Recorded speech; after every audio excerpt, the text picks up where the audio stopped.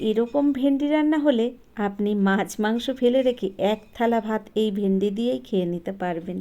দেখুন আমি কিভাবে রান্নাটা করলাম।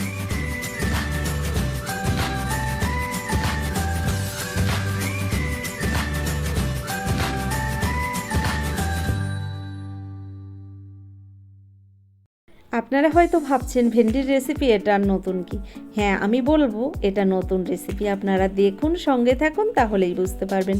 এর আগে ভেন্ডির অনেক রেসিপি আপনারা খেয়েছেন, তবে এই রেসিপিটি মনে হয় এর আগে কখনোই খাননি। এভাবে একবার বাড়িতে ভেন্ডি বানিয়ে দেখুন। আপনারা ভেন্ডি ঢেঁড়স যাই বলুন না কেন, একই জিনিস। দেখুন এখানে আমি 500 গ্রাম ফ্রেশ ভেন্ডি নিয়েছি। ভেন্ডিগুলোকে পরিষ্কার জলে ভালো করে ধুয়ে নিয়েছি। প্রথমেই দেখুন ভেন্ডিগুলোকে আমি কেটে নিচ্ছি। ছোট ভেন্ডিগুলোকে মাঝখানে 1 টুকরো করে কাটছি, বড় ভেন্ডিগুলোকে 2 টুকরো করে কেটে নিচ্ছি। আপনারা এই রান্নাটা দেখলে বুঝতে পারবেন কেমন হয়। কিছু কিছু রান্না এমন হয় যে এটা মাছ মাংস ফেলে রেখে সেই রান্নাটা দিয়েই কিন্তু সম্পূর্ণ খাবারটি খেয়ে নেওয়া যায়, তেমনই একটা রেসিপি। তো ভেন্ডিগুলো কেটে আমি ফিরে আসছি।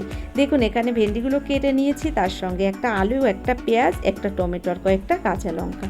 এবার রান্নাটা শুরু করব। গ্যাসের উপর একটা কড়াই গরম বসিয়ে দিয়েছি। কড়াইটা গরম হয়ে গেছে, দিয়ে দিলাম 50 গ্রাম পরিমাণে সাদা তেল। আজকের রান্নাটা আমি সাদা তেলেই করব। দেখুন তেলটা গরম হয়ে গেছে, এই তেলের মধ্যে আমি দিয়ে দিলাম টুকরো করে কেটে রাখা আলু। তো বন্ধুরা, আলুটা ভাজা হতে হতে আপনাদের বলবো অবশ্যই রেসিপিটি একবার বাড়িতে বানিয়ে দেখবেন। আর আমার ভিডিওটা দেখার শুরুতে একটা লাইক দিয়েই ভিডিওটা দেখা শুরু করবেন। নমস্কার বন্ধুরা, আশা করছি হয়তো সকলেই ভালো আছেন। টিয়ার রান্নাঘর থেকে আমি তন্দ্রা আজ নিয়ে এলাম অপূর্ব স্বাদের ভেন্ডির একটা রেসিপি। দেখুন কি করে এই রান্নাটা করি। ছোট্ট একটা ভিডিও, সম্পূর্ণ ভিডিওটি দেখুন, তাহলে বুঝতে পারবেন। হালকা করে একটু লবণ দিয়ে আমি আলুগুলোকে লাল লাল করে ভেজে নামিয়ে নিলাম। ওই তেলের মধ্যেই গোটা জিরে ফোড়ন দিয়ে দিলাম। ফোড়নটাকে হালকা করে একটু ভেজে নেব। তো দেখুন জিরেটাকে আমি হালকা করে একটু ভেজে এর মধ্যে দিয়ে দিচ্ছি আমি টুকরো করে কেটে রাখা ভেন্ডি। তো সেম একইভাবে আমি আলুর মতো করেই ভেন্ডিগুলোকেও ভেজে নামিয়ে নেব। দেখুন এখানে আমি ভেন্ডিগুলো সব দিয়ে দিলাম। এবার এর মধ্যে অল্প পরিমাণে লবণ দিয়ে ভেন্ডিগুলোকেও ভেজে আমি নামিয়ে নেব।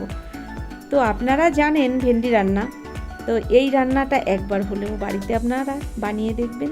ভাত, রুটি, পরোটা যা কিছুর সঙ্গেই খান না কেন ভীষণই ভালো হয় খেতে, আর একদম অল্প সময়ের মধ্যেই রান্নাটা করে নেওয়া যায়। একটা কালারফুল রান্না, অবশ্যই একবার বাড়িতে ট্রাই করে দেখবেন। দেখুন আমি ভেন্ডিগুলোকে হালকা করে একটু লবণ দিয়ে ভেজে নিয়েছি। ভেন্ডিগুলো কিন্তু ভালো ভাজা হয়ে গেছে। যেহেতু ভেন্ডিগুলো সবুজ তাই হয়তো আপনারা বুঝতে পারছেন না।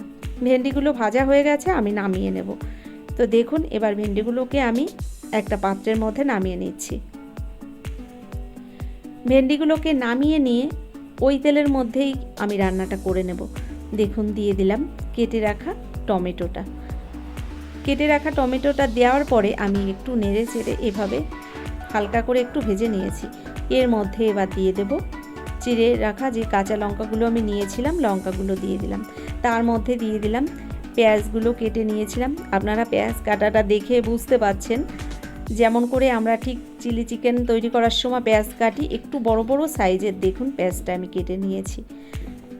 পেঁয়াজ, টমেটো, লঙ্কাটাকে হালকা করে একটু ভেজে নিয়ে এর মধ্যে দিয়ে দিলাম হাফ চামচ জিরের গুঁড়ো, হাফ চামচ ধনিয়া গুঁড়ো, তার মধ্যে দিয়ে দিলাম হাফ চামচ কাশ্মীরি লঙ্কার গুঁড়ো।